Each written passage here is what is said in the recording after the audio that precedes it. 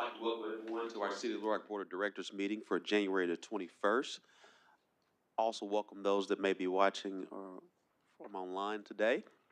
Madam Clerk, if you would, please call the roll. Director Miller. Director Richardson. Director Peck. Here. Director Hines. Present. Director Lewis. Here. Director Compuris. Director Phillips. Okay. Director Adcock. Director Webb. Vice Mayor Wyrick. Mayor Scott, sorry. Present.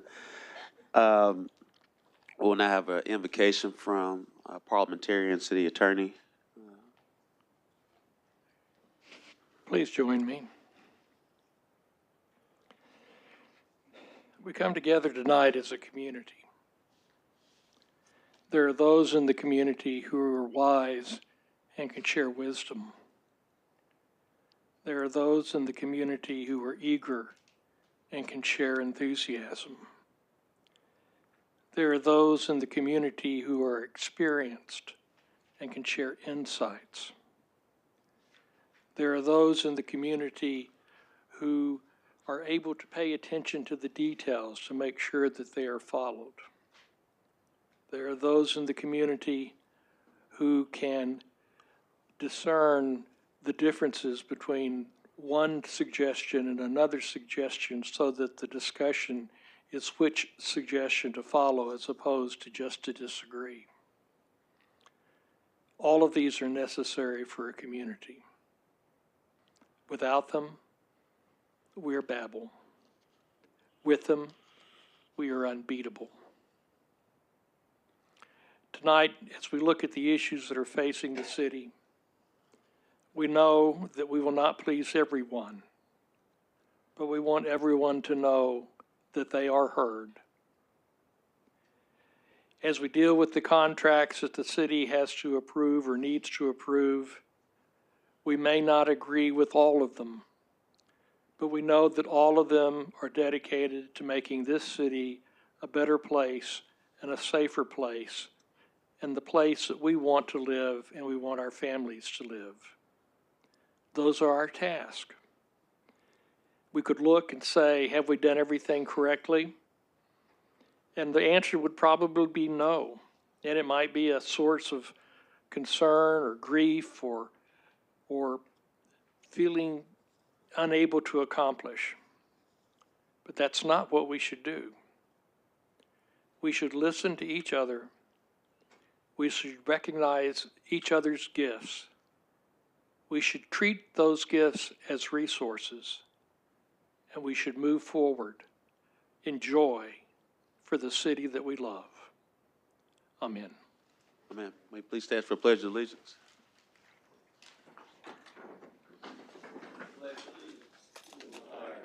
The United States of America, and to the republic for which it stands, one nation, under God, indivisible, with liberty and justice for all.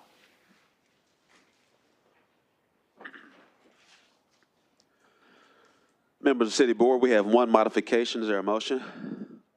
There's a motion. Is there a second? All those in favor, please say aye. All those opposed, say nay. Ayes have it. Madam Clerk, if you would, please read the consent agenda along with item M1. A resolution authorizes the city manager to enter into a contract with Positive Results Lawn Services Incorporated in an amount not to exceed $106,838.40 for the Adele Drive Drainage Improvement Project and for other purposes, funding from the Limited Tax General Obligation Capital Improvement Bonds. A resolution authorizes the city manager to enter into a contract with Redstone Construction Group Incorporated in an amount not to exceed $561,054.48 for the Valley Drive Reconstruction Project and for other purposes, funding from the Limited Tax General Obligation Capital Improvement Bonds. A resolution authorizes the city manager to enter into a contract with Centus Corporation for 2 years in an amount not to exceed $90,000 plus applicable taxes and fees for the purchase of uniforms for the Public Works Solid Waste Division and for other purposes. A resolution authorizes the city manager to enter into a contract with Positive Results Lawn Services Incorporated in an amount not to exceed $195,627.60 for the Larch Road Drainage Improvement Project and for other purposes. A resolution authorizes the city manager to enter into a contract with All Services Electric Incorporated in an amount not to exceed $391,013.10 for the Chenal Club Intersection Improvement Project and for other purposes. A resolution authorizes the city manager to enter into a contract with Wagner General Contractors in an amount not to exceed $5,902,250 to rebuild Fire Station Number 9 located at 1324 North Shackelford Road and for other purposes. A resolution supporting the Little Rock Port Authority's acceptance of a grant from the Arkansas Economic Development Commission's Arkansas Site Development Program to support certain improvements at the Port of Little Rock and for other purposes. Resolution authorizes the city manager to execute a renewal agreement between the City of Little Rock, Arkansas and NV5 Consultants Incorporated in an amount not to exceed $45,000 for engineering consulting services for the solar energy project and for other purposes. A resolution authorizes the city manager to execute a renewal agreement between the City of Little Rock, Arkansas and Wright Lindsay Jennings LLP in an amount not to exceed $45,000 for legal consulting services for solar energy project and for other purposes. A resolution to extend the district at Breckenridge Temporary Entertainment District for the dates of December 31st, 2024 to December 31st, 2025 and for other purposes. A resolution to set February 4th, 2025 as the date of hearing on the request to abandon a portion of the alley right-of-way approximately 150 linear feet located within Block 10 Woodruff's Addition in the city of Little Rock, Arkansas and for other purposes. A resolution in support of a United States Department of Transportation raised grant application by the Arkansas Department of Parks, Heritage, and Tourism for the development of trail infrastructure in the downtown urban corridor of the city of Little Rock, Arkansas, and for other purposes. That concludes the consent agenda. There's a motion and a second. All those in favor, please say aye. All those opposed, say nay. Ayes have it. Madam Clerk, if you would, please read the group items. An ordinance to approve a planned zoning development to establish a planned development commercial titled Vargas Body Shop PDC located at 8415 Scott Hamilton Drive, City of Little Rock, Arkansas, amending the official zoning map of the City of Little Rock, Arkansas, and for other purposes. An ordinance to approve a planned zoning development to establish a planned development commercial titled Hawk STR2 PDC located at 2014 North Cleveland Street, City of Little Rock, Arkansas, amending the official zoning map of the City of Little Rock, Arkansas, and for other purposes. An ordinance to approve a planned zoning development to establish a planned development industrial title Glover PDI located at 3611 Mapleville Pike, City of Little Rock, Arkansas, amending the official zoning map of the City of Little Rock and for other purposes.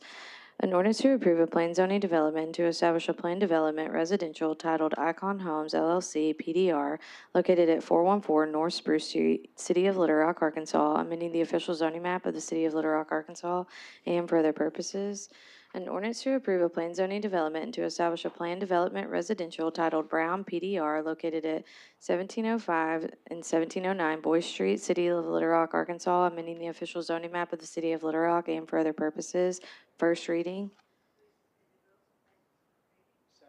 There's a motion and a second. All those in favor, please say aye. Aye. All those opposed, say nay. Ayes have it. Second reading. An ordinance to approve a planned zoning development to establish a planned development commercial titled Vargas Body Shop PDC located at 8415 Scott Hamilton Drive.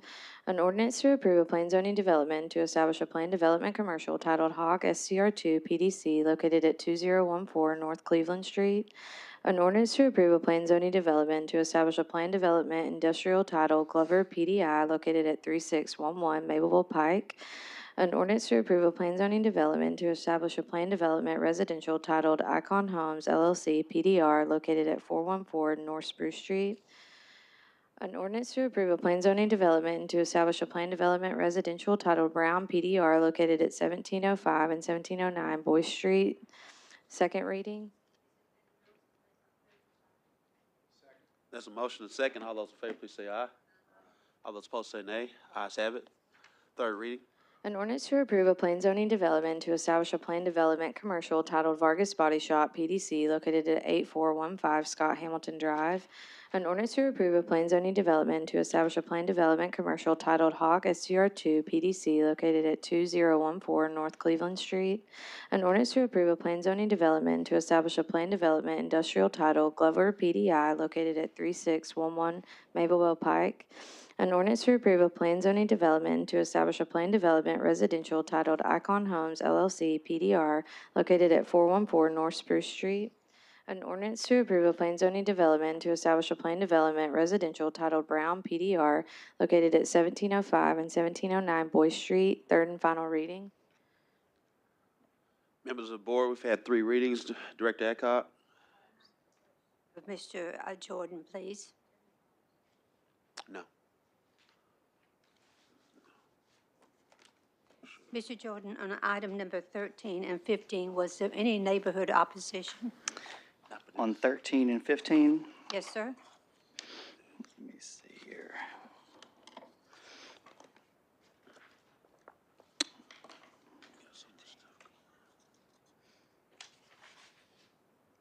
I believe there was on number 15, there was opposition stating, there was one person in opposition stating that the lots weren't big enough, and there was no other opposition on the other one. Okay, thank you. Thank you so much. Madam Clerk, if you would, please read item number 17.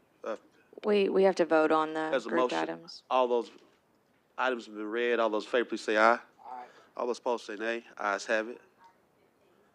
Ayes have it. Separate items, please.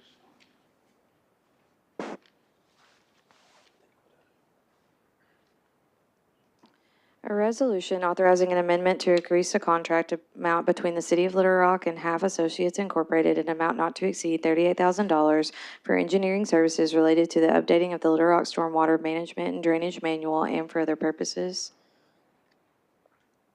First reading, Director Hines.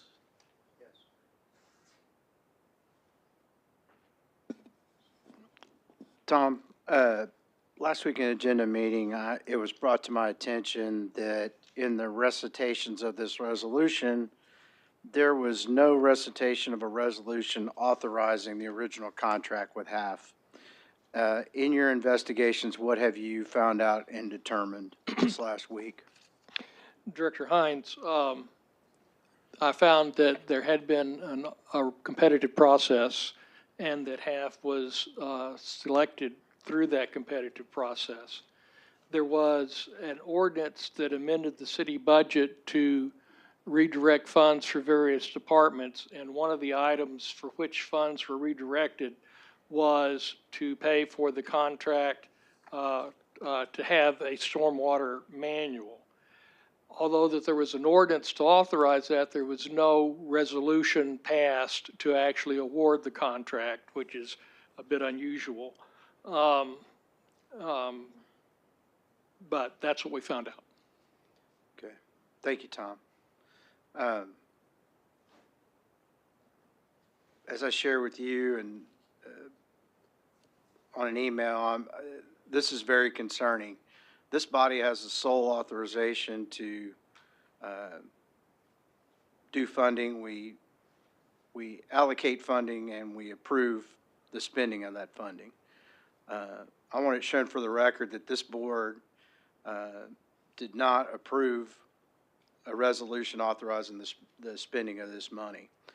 I find it very hard to support a resolution, in my opinion, spending good money after bad.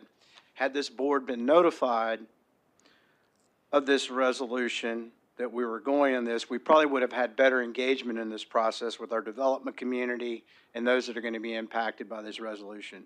I am, to date, still not happy with the results from HAF and Associations or our city staff in trying to get this resolved.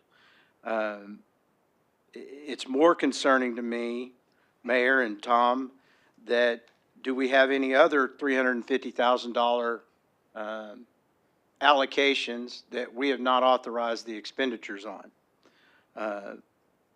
you know, at the end of the day, I've heard several theories about how this happened. Who drew up this resolution, Tom? I mean, who in your office drew the resolution up, or who on staff outside of your office drew this resolution up? I think that the budget ordinance was probably drawn up by Ms. Lenahan. A request was made to one of the members of my staff to do the contract, and that staff member did the contract. But, you know, I'm the one that should have found out where the resolution was, so I'm the one that failed. Well, Tom, you know, I just find it odd because when I look at the recitations when it was brought to my attention, it's almost like whoever wrote the resolution knew there wasn't a resolution authorizing the expenditure of these funds. And you and I had a conversation that it looked like a couple people got together, decided they were going to spend the money and didn't think or wanted to get authorization from the board of directors. And I'm not casting aspersions because it seems to me that anybody really involved with this, except a few, have either not with us any longer, have retired, or have left to take other jobs. I'm going to vote no on this resolution. I got one question for Mr. Jordan on this. Brad, if Yes, sir. we don't approve this and we sever a relationship with HAF, can your planning staff and public works staff finish this stormwater manual without their help? I think, as I explained to you earlier, Director Hines, it would put a major burden on both of our staffs to finish this, this manual that's already been drafted by our consultant. Thank you. Tom, from a legality standpoint, this is kind of new territory for me. I can't recall in my 14 years on this body that we have had this happen. So does this body or the city face any legal ramifications of spending money that hasn't been duly authorized by this board to be spent? Director Hines, I do not believe so.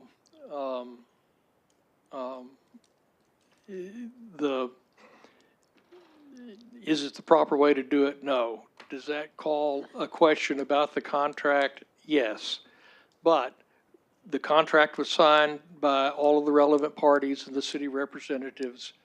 There have been allocations made and requests for payment made, which have been made.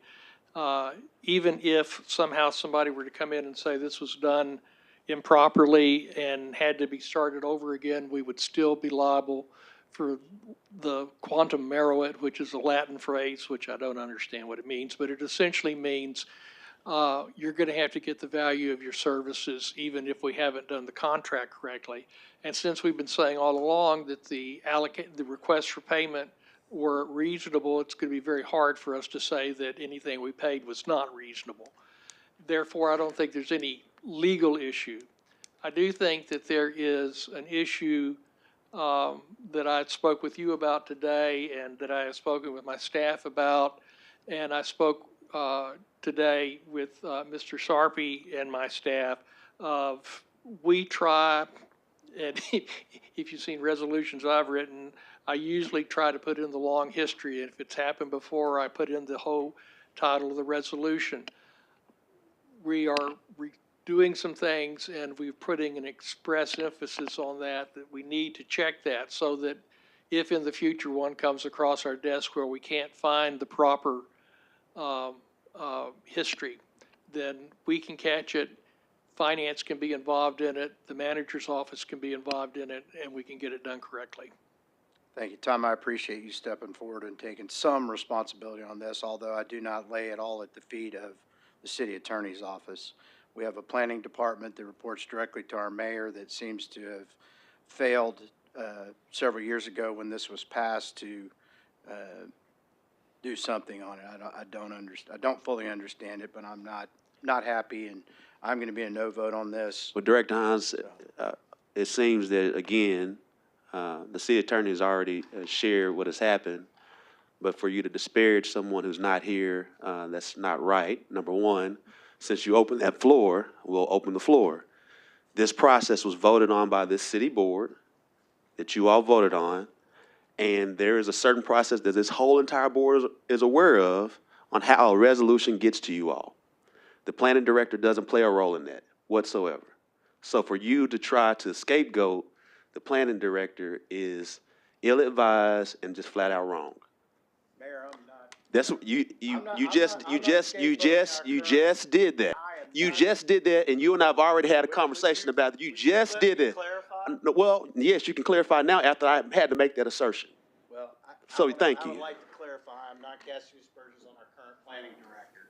This happened in a previous. I didn't say the current, I said the previous. Well, I can cast what aspersions I may, because this is, as So to use the again, term, this is unprecedented. It's, We had a I agree with you. $350,000 I agree contract with you. that this board did not pass a resolution Yes, you to did. spend the money. We did You not. passed the, but do you really want to talk about it? We can talk about We it. All right. allocated and appropriated funds for it, but we never passed a resolution to spend the I money. agree There with is a you. distinct difference. I totally agree with you. As this whole entire board knows, my office, the planning director, does not draft the resolutions to get to the final process. The city attorney has already shared that information.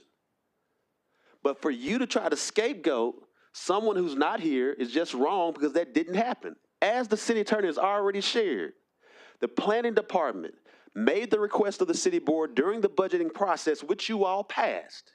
The planning department also, as Brad Jordan has already shared, went through an RFP process and selected the consultant. After it got passed, I think we all know before you can spend money, what has to happen? A resolution. And we all know where the resolution comes from. And so when it got, and a contract was signed, as you're aware as well, that the planning director doesn't sign, and neither do I. And it has to go through the legal process, as the city attorney has already shared. So don't try to scapegoat anybody who's not here. You want to go for kicks and giggles all the dang time, stop trying to scapegoat folks. Mayor, I want to point out for the record that no resolution was passed by this board to spend this $350,000. I totally agree. I want to point out for the record that my office and nobody that you just scapegoat has a hand in that process. Nobody else wants to take responsibility except our city attorney who cares. Thank you so much.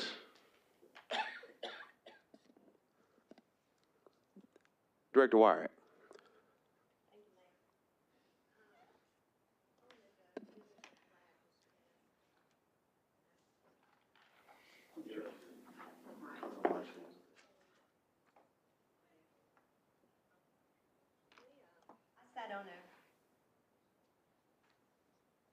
There you go. I was turned off. I sat with a little group where we had planning staff and we had the contractor in place, and I don't know, I had 3 or 4 meetings. And we were close to coming to a resolution. We had a couple of items that we're trying to have a win-win for the city and for the contractors. And so we hadn't got there yet, but we felt like we were close enough. And the resolution came before the board to pass the document for the MS4 permit. And we gave an extension. And there were supposed to be some other meetings that were going to happen after that.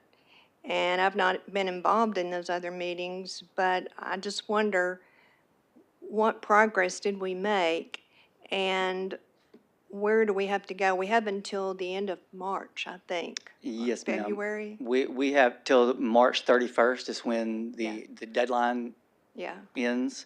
But as you know, we wanted to bring this before this body way before that, Yeah. to give ample opportunity for discussion as we're having tonight.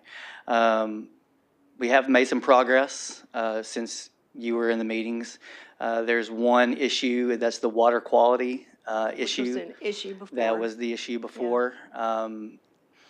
It's almost a granular level of discussion that we're doing. It's points and tenths of percentages, and but we have another meeting this week, This is with a larger group of folks.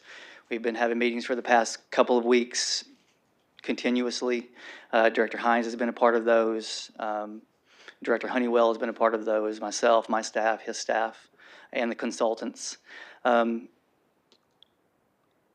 am optimistic that we'll have something workable to present to you all in the coming weeks.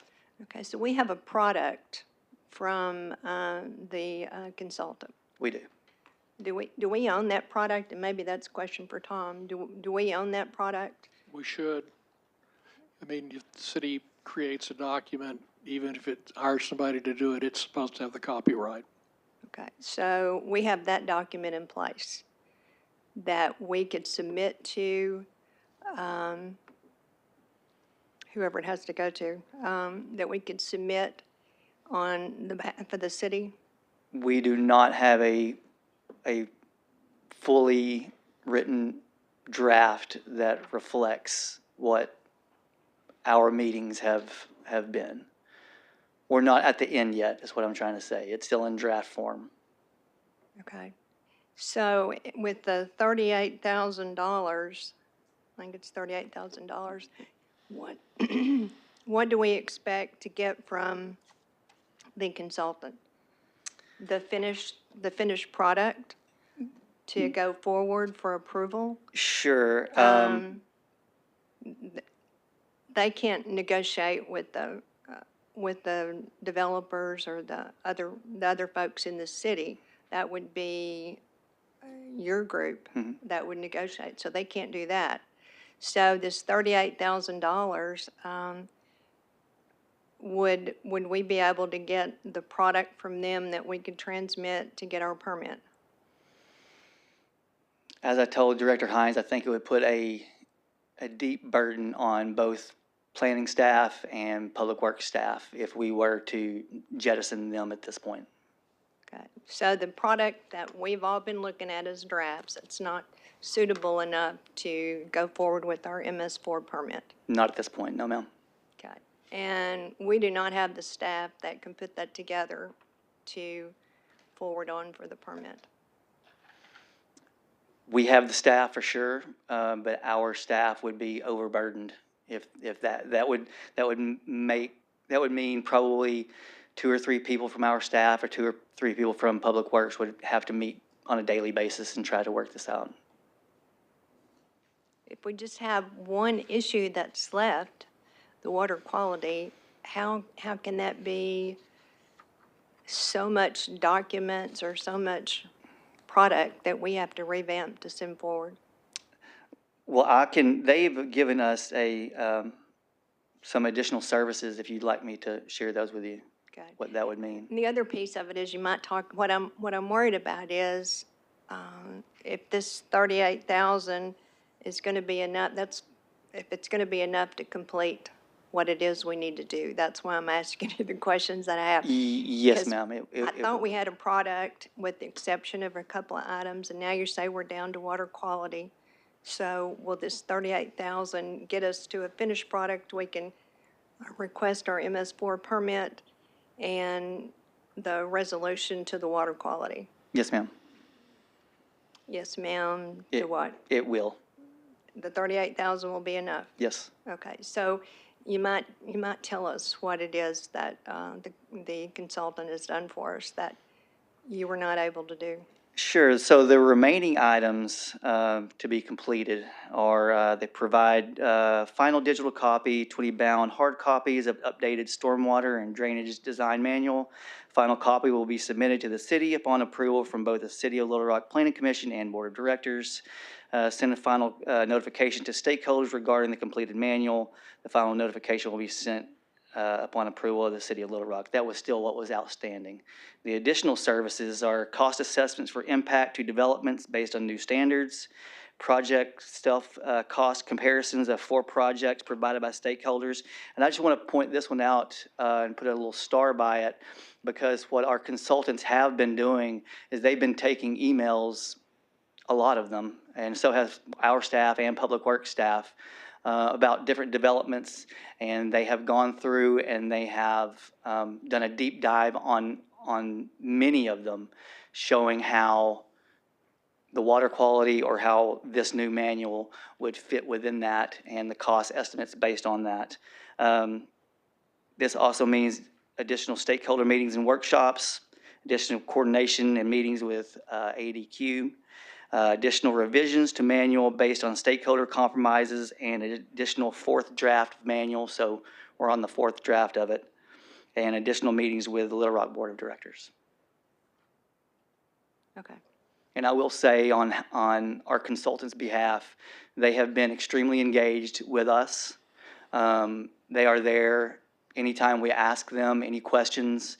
They have been very responsive to all the stakeholders, and I think that they have proven themselves worthy of this. Okay. One final question, and that is, when did we engage the contractor, the consultant to do this work? Was it 2021 or 2022? The RFQ went out in '22, and their first day on the job, if you will, was January 1st, 2023. So their contract was from that date until July of '24, and that is when we started into sort of eating into that other monies that was set aside for incidentals. So they've basically been working without a contract since July of 2024. There was money available, and they agreed to stay on till the end of the year using those funds that were available. Okay. Was it from the original contract that wasn't Yes. signed? Yes, So and the contract was signed. Yeah, well, it was not approved. Right. Resolution, money Yes. wasn't Yes, approved. ma'am. Okay, so it was from the original contract. Yes, Okay, that's it. Thank you. thank you. Director Hines? Yeah, nothing else to add. Thank you. Director Adcock, Yes. Chris, could you, oh, you got it. Mr. Carpenter, Yes, ma'am. would you please explain a couple items to me? Brad, I need you still, please. Mr. Jordan has said that we're not at the end of this yet. So my question is, if we're not at the end of it, how do we know that 38,000 is going to be enough of it to the end? And then it was said that they had agreed to stay on for what they already had. So if they agreed to stay on for what they already had, then why are we giving them more money? Director Adcock, I think the answer to your first question is that they had done work through July. It became apparent at some point that additional work needed to be done. There were additional funds available, and they agreed that they would stay and do that. And then there were some other works that needed to be completed or to be done, and that's where the $38,000 cost came in, and that's why we think it's going to take care of it at the end of this time.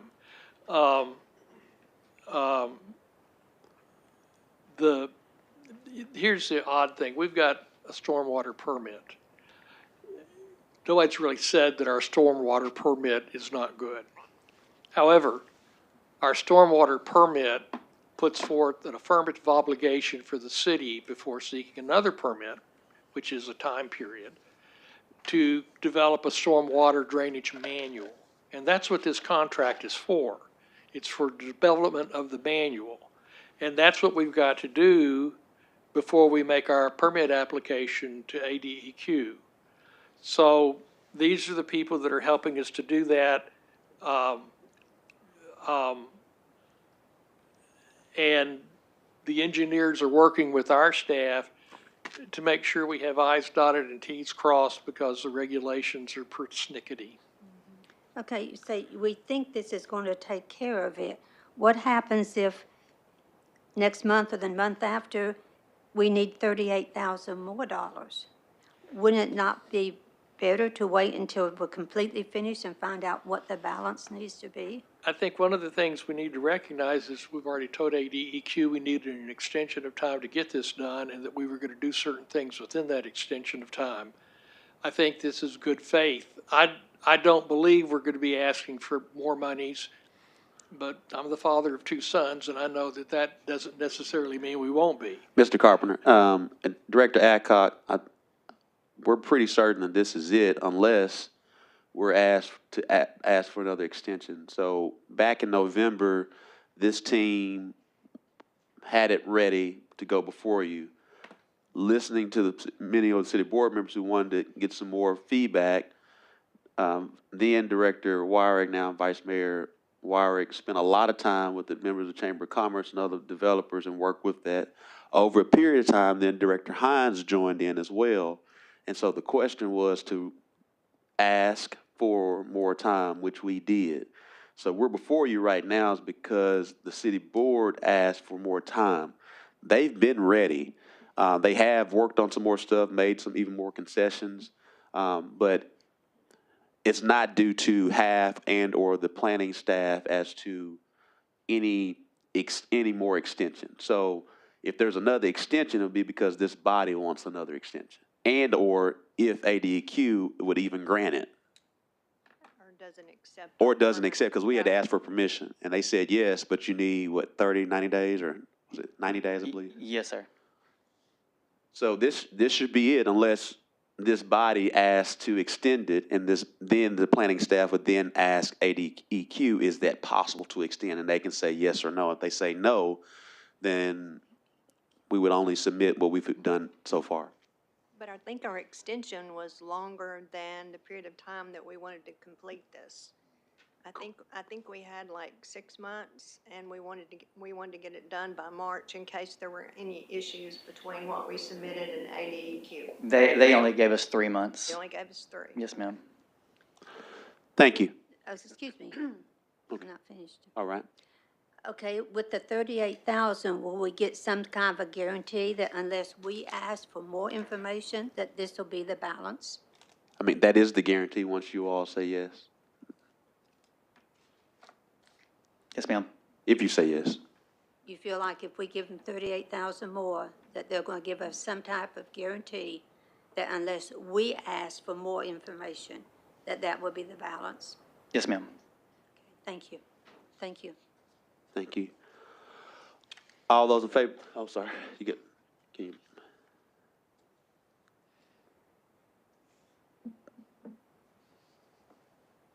Thanks, Mayor. I've been taxing my memory, remember all the discussions that we had, but I think I do remember these things. Our deadline now on this is March 31st, right? Yes, sir. And we had asked for that because initially our deadline was get it done before the end of the year. Yes, sir. Okay. And we asked for this extension, and they gave it to us. Yes, sir. As a matter of good faith and effort, that's what we're trying to do. Okay. As I recall, the discussion was pretty robust at that time, and also very appreciative that ADEQ gave us the extension. So I want to make sure we try to get this thing done by the time we said we were going to get it done. So I'm certainly going to be in favor of this resolution just so we can get this thing done in the time we told AEQ we tried to get it done. Thank you. Thank you. All those in favor, please say aye. Aye. All those opposed, say nay. Nay. Ayes have it. Madam Clerk, if you would, please read item number 18. An ordinance to amend Little Rock, Arkansas Rev Code Section 2-50 B2 1988 and C to clarify the definition of present at a meeting of the Little Rock Board of Directors or the meeting of any board, commission, or other group appointed or funded in whole or in part by the city of Little Rock to declare an emergency and for other purposes. There's a motion and a second. All those in favor, please say aye. Aye. All those opposed, say nay. Ayes have it. Second reading. To amend Little Rock, Arkansas Rev Code Section 2-50B2, 1988, and C to clarify the definition of present at a meeting of the Little Rock Board of Directors or the meeting of any board, commissions, or other groups appointed or funded in whole or in part by the City of Little Rock to declare an emergency. Second reading. There's a motion and a second. All those in favor, please say aye. Aye. All those opposed say nay. Nay. Nays have it. Roll call. Ayes have it, I'm sorry. Third reading.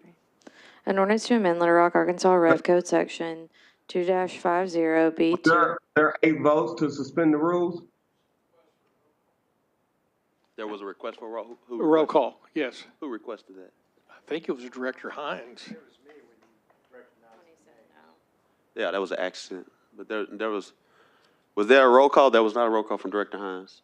But Director Phillips, what are you saying? I'm saying I understood that you needed 8 votes to suspend the rules. Were there 8 votes? I can't hear from remotely who all said yes. Well, the only way to know that there's a roll call. Roll call then. I understand your point. Roll call, Mayor. Madam Clerk? Director Miller.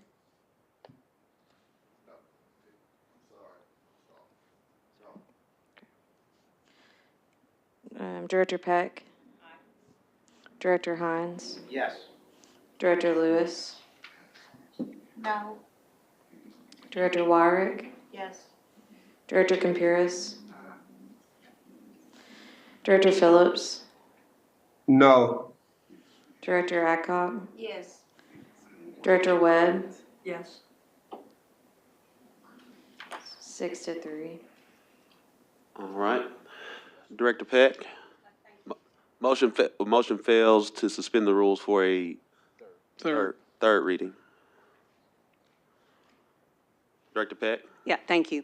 I just wanted to make a couple of comments. I was prepared for that. I still feel strongly that we need to address this now that the state of emergency is over. I understand Director Phillips' lengthy email and concerns, and again, I suspected this. I am going to bring it back and continue to work on it.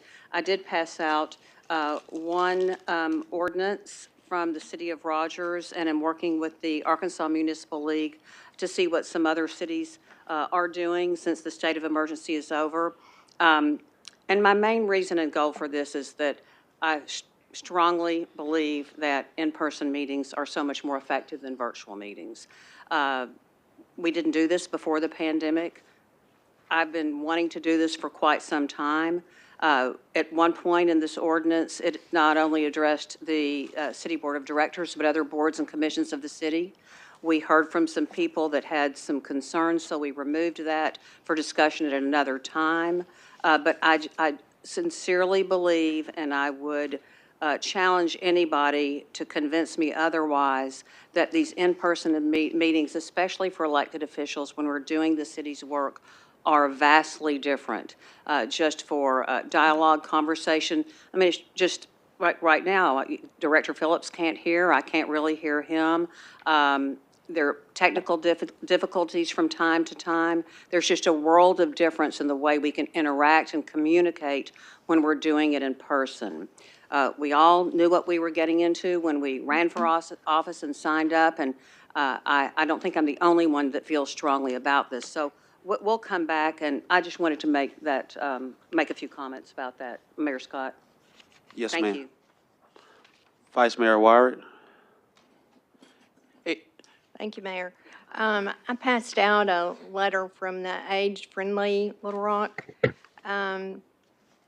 Inasmuch as the commissions, individual commissions have been removed from the ordinance, they took the time to put this letter together, and I just wanted to share the information that they put in there and give you something else to think about when we're talking about commission attendance. So that's the reason for the letter. Thank you. Director Webb? Thank you, Mayor Scott. Just to clarify, so we'll have the third reading and vote 2 weeks from tonight. Yes. Thank you.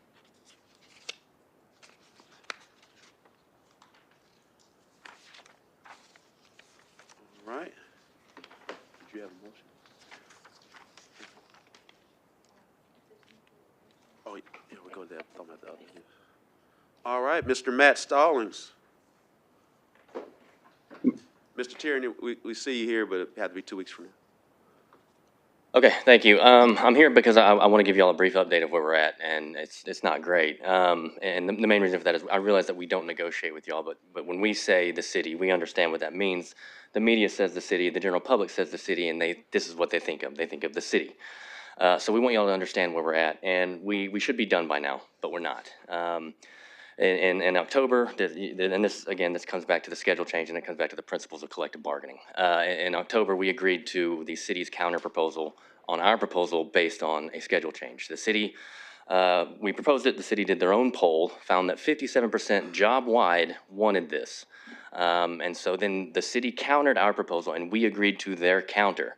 That stood in place for about a month before the city abruptly took it off the table. And then every single proposal after that was unreasonable. It's an arbitrary bar that's set entirely too high based on any sort of industry standard or best practice. It's not something that you find. And so, you know, every proposal thereafter was both unreasonable and in some were insulting and intentionally divisive. And so we couldn't really accept anything. And then we come to the December 26th meeting, and we walk out of here generally agreeing to something in principle. And when it came time in January to build out the language, to finish other items that we were still negotiating, and then build out the language, we were too far apart. So after that, we had to declare an impasse. We brought in state and federal mediators to help us come to a voluntary resolution, which they did. After 2 meetings, we came to a voluntary resolution that us and the city agreed to. The city had issue with one part, and today I reached out to the city to say, if we remove the one part you have issue to, can we leave the rest of it and move on and be done? So yet again, we could be done with this issue. The city said yes. Within a few minutes, the city came back and said, no, now it has to be this percentage. And again, not the terms that we agreed to, not the whole process, it undermines the process of mediation at this point. So then it's why to even have this in our contract? And then after that, the city comes back and moves the bar even higher. So we need y'all to understand that this process is not being done fairly.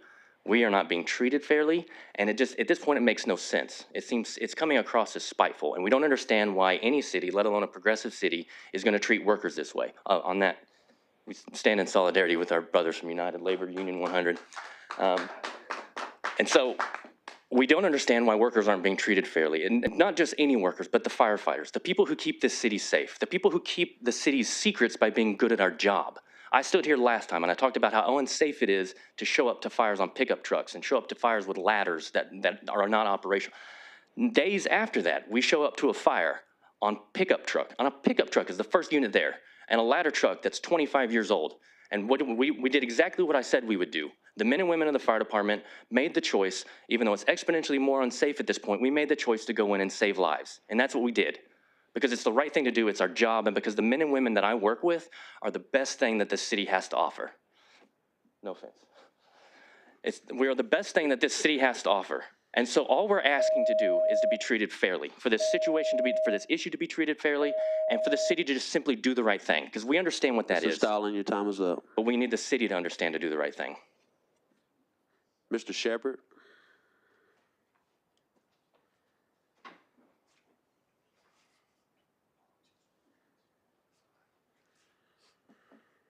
Good evening, Mayor, members of the board. Likewise, I'm here, more so maybe here to, Kentrell Shepard, President, Little Rock Black Firefighters Association. I'm here more so to probably ask questions. I'm not afforded the opportunity to be a part of the negotiations. Our organization is not. So I was here to ask about maybe the nature of everything that was going on. I'm hearing what Mr. Stallings is saying. I haven't heard anything from the mayor. So I was actually going to ask what all was going on, and so I can report back to my members exactly what to do and what direction we're going into, because a lot of us showed up here December 26th hoping and expecting that contract negotiations would be over by now. It's very disappointing that we're being held hostage by a group of members on the fire department who are relentless in their pursuit of a schedule when right now people need money. People have been living in inflation for the last couple years.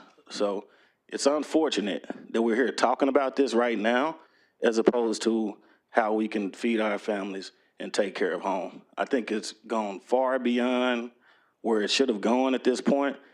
I'm not sure, I'm not in the room how we're so at opposite ends, but I just want you guys to know it's very disappointing.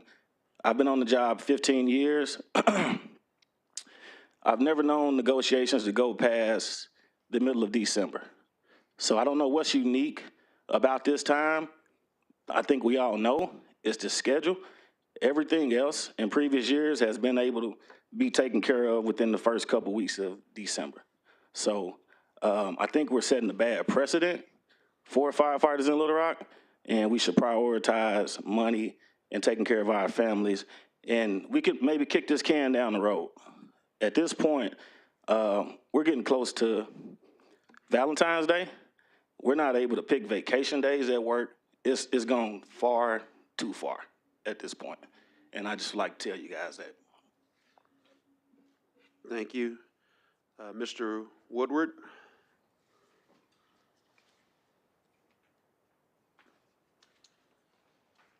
Mayor Scott and members of the board, thank you for considering. I'm here today to ask for you to consider lowering the default, setting an ordinance to lower the default speed limit on unmarked roads. This would mostly be residential and downtown streets. I am somebody who's lived in Little Rock for 4 years now without a car. I kind of speak for vulnerable road users and bike commuters. And I also speak for people who have participated in Pedal Party. You guys know the downtown activity, which last year we had a record attendance of 160 people. This year we will have a ride on a Monday that goes through downtown Little Rock with over 200 people. I'm very confident, and we would feel safer if we could lower the speed limits on these downtown roads. This is a policy and an ordinance that you guys can pass. The default is on roads is currently 30 miles an hour. You guys could change that to 20 miles an hour. And I'd just like to, say that after a pedal party ride last year, a friend of mine, a new to Little Rock person, passed away after getting into a crash on 2nd and Scott. And I believe strongly that if we had 20-mile-an-hour speed limits instead of the default 30, we could have, prevented accidents like that. Cities like Memphis, Austin, and Fayetteville have passed ordinances like this to reduce default speed limits down to 20 miles an hour, and I believe Little Rock can too. I think it aligns really well with your goals of the downtown master plan. I think it aligns very well with your goals of our Vision Zero plan to help prevent deaths on our roadways, and I'd like to hope you guys can plant the seed of considering a 20-mile-an-hour speed limit on unmarked roads. Thank you. Members of the board, before we do a motion for executive session from Vice Mayor Wyrick, I want to give you all an update on the union agreement and negotiations. As I shared with you all were here on December 26th, where Mr. Stallings publicly agreed to what had already been agreed as it relates to a tentative agreement verbally, and he came before you all on December 26th. Later that afternoon or evening on the 26th, after that meeting, members of our negotiation team, which includes our chief people officer, our chief financial officer, and our fire chief, literally signed an agreement, and I will share that agreement with you all, that states that if 70% of the workforce voted for the 4896, it would go into effect as a trial in 2026. We go off through the remainder of the days, and on January 7th, we received communication that they have an issue, and the issue was that they didn't like what they had already signed on, because we were flabbergasted because we looked at the signature from Mr. Stallings that he signed and read what it said, that there would be any confusion. So they declared an impasse on January the 7th. If you recall, I shared that with each of you all individually, that they declared an impasse. Mind you, they still have never shared anything as it relates to that particular tentative agreement with their members. Now, we go towards the federal mediation. I'm speaking. I'm speaking, we go towards the federal mediation process, and in that process, and I will read, I'll go from memory, that the federal mediator, which is also our city attorney, had advised us and wanted us to make certain because of overtime, as well as potential shortages at fire stations, that be very mindful of what you agree to, because it could have some other impacts legally and financially. So we listened and we took our time. The federal mediator came back with two options. Option A, which was, I didn't interrupt you, so please don't interrupt me. Option A stated that if you reach 70% of the workforce, that it would then go into effect without any trial basis, being the 4896. Option B was that if it did not meet 70%, but it got 60%, that the trial would start in January of 2026. And so I will share that all individually with that. And so because they were not, we took it as non-binding options based on what our city attorney shared with us. We went back and really thought through. I had several communications with our city attorney going back and forth because I have to make that final decision. While we do have a negotiations team, ultimately I have to make that decision because ultimately the buck stops with me on things on that nature. So after considering different things with our city attorney later this afternoon, we went back and forth. And so we finally settled on, okay, we will not accept option B. We will accept option A, which is what the federal mediator said that we could do. And so now the union leaders have said they don't want what the federal mediator wants to do. So now we're going to go to the arbitration process. And as I've always said, if the arbitrator wants us to do that, we'll strongly consider it based on our legal information from our city attorney that I've stayed very close with. He still says that that's not even a binding agreement as well for a number of different reasons. So that is the update, and want to make sure we're very clear. Vice Mayor? An executive session for the purposes of discussing the hiring of the city manager. There's a motion. Is there a second? Second. All those in favor, please say aye. Aye. All those opposed, say nay. Ayes have it. Oh, Director Phillips? Director Phillips? You're on. Yes, sir, Mayor. Yes. We'll call you in executive session.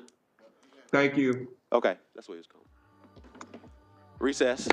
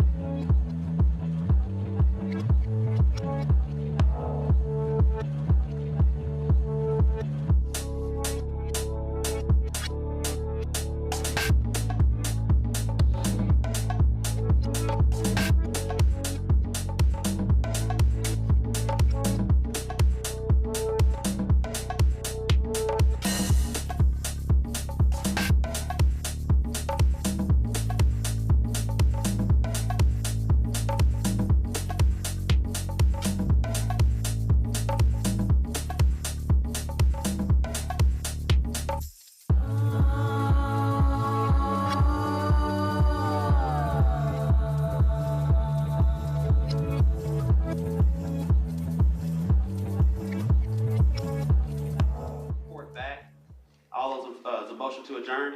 So moved. Motion and second. All those in favor, please say aye. Aye. Those opposed, say nay. Ayes have it. Meeting adjourned.